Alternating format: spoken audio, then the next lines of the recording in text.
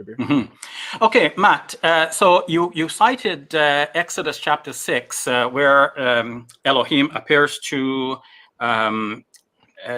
Moses, and he says, "By my name, Yahweh, I was not known to Abraham." Are you familiar with the fact that in Genesis chapter 19, Abraham actually calls on the name of Yahweh? It's like, Abraham made something that we might call a pizza today, and Moses, represents Abraham as saying, "Here, honey, come, I've made you this nice pizza." Wouldn't that be a sort of misrepresentation of what Abraham actually said?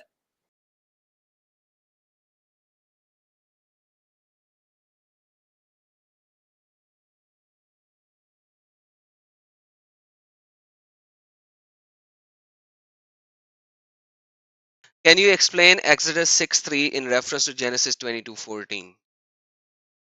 Yeah.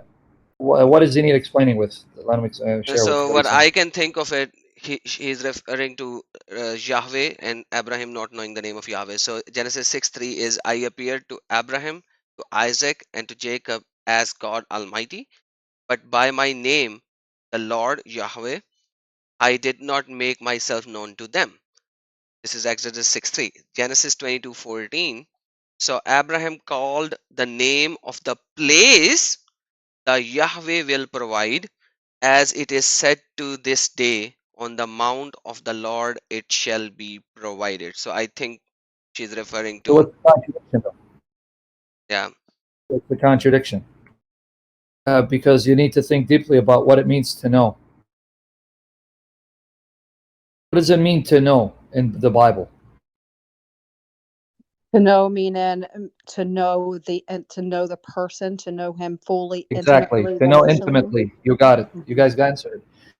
It's not they don't know of the name. That has no. Go to Exodus 10, verses 1 and 2. See how the word know is used. Exodus 10. 10 verses 1 and 2. Now the Lord said to Moses, "Go in through Pharaoh, for I have hardened his heart and the hearts of his servants, that I may show these signs of mine before him, and that you may tell in the hearing of your son and your son's son the mighty things I have done in Egypt, and my signs which I have done among them." So what does it mean that they may know? That may tell in the hearing of your sons and your sons' sons that mighty things that I have done in Egypt, my signs which I have done among them, that you may know that I am the Lord. Yep. Know So what him, does it mean? know him by, can I add, know him by his works and by Yeah. his In other doings and by words, his power? God performing signs and wonders so you can know the reality of the God that you worship, and you can know the characteristics of this God firsthand, personally, and intimately. So it's not simply abstraction. You know there's a God. No, it's knowing him truly, knowing him intimately, seeing God act and manifesting his characteristics, like through the signs he did. So knowing in the Bible isn't just mental assent. This is why people are getting confused, because you keep thinking, oh, they didn't know that word, Yahweh.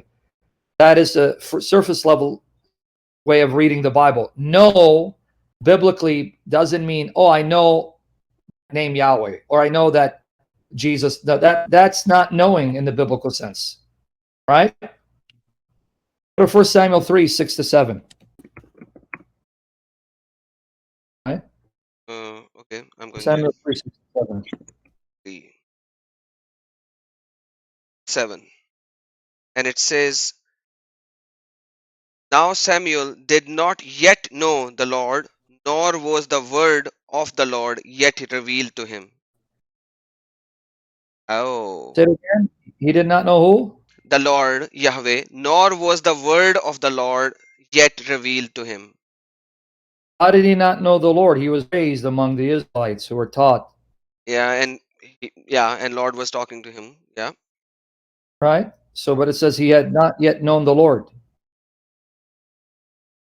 Awesome.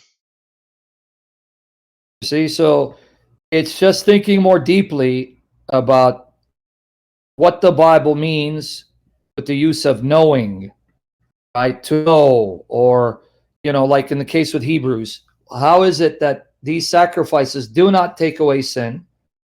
And yet the apostles who knew that still went up to the temple and observed the sacrificial ceremonies. So think more deeply. If the apostles are the ones who tell us that the sacrifices do not take away sin, and yet they're still observing the sacrificial ceremonies, then that means they are observing them with the illumination, understanding these sacrifices were a reminder of what was to take place. And that reminder, that reality has been fulfilled. So we observe them with that understanding that they are pointing us to the one who has come and who could do what these sacrifices could not do. So that's easy. The other one, that, they did not know me by Yahweh. Well, instead of assuming they didn't know the word Yahweh, number one, what does it mean to know God? Well, it means to know him truly, to know him as a reality, and to know his nature. That's number one. And number two, then that means the name Yahweh is a name that tells us something about his nature. So what does Yahweh tell us about his nature? What does Elohim tell us about his nature?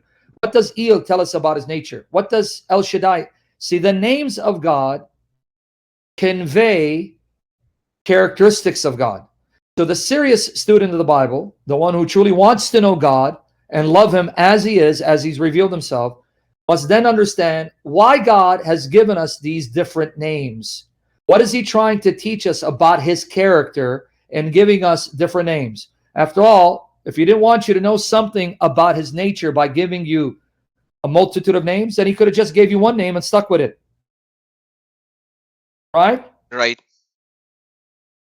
I'll give you another example. Why was Jesus called Jesus? Because he's Yeshua, which is Yahweh saves. See? The name Jesus is supposed to tell you something about him.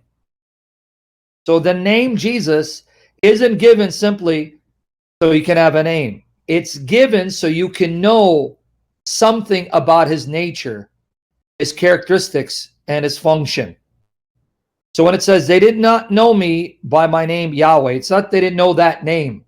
They did not see what that name conveyed, the reality of the name Yahweh. What does Yahweh tell us about God?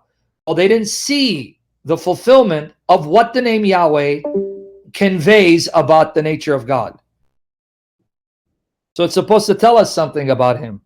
So did the patriarchs experience the reality of what the name Yahweh conveys about the nature of God? No. They didn't. Because Yahweh is the covenant name of God, the covenant-keeping God. So God made a covenant, but they never saw the fulfillment of the covenant. So who experienced the reality of the name Yahweh? Yahweh is the name of the personal God of Israel who keeps his covenant promises.